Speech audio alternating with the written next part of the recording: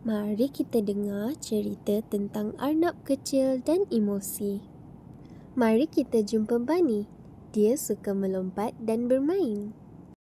Bunny sangat gembira. Dia dapat lobak merah besar.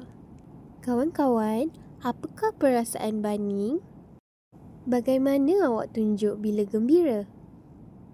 Cuba tunjuk. Oh tidak, Bunny sedih. Belanya terbang jauh. Kenapa Bunny sedih? Apa yang awak buat bila awak sedih?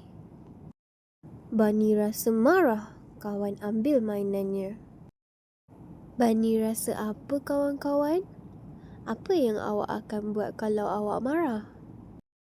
Bunny rasa takut. Dia terdengar bunyi kuat di belakang pokok. Kenapa Bunny takut? Kawan-kawan rasa kenapa?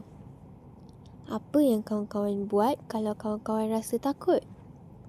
Semua perasaan adalah penting.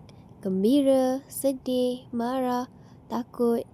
Jadi, hari ni awak rasa apa?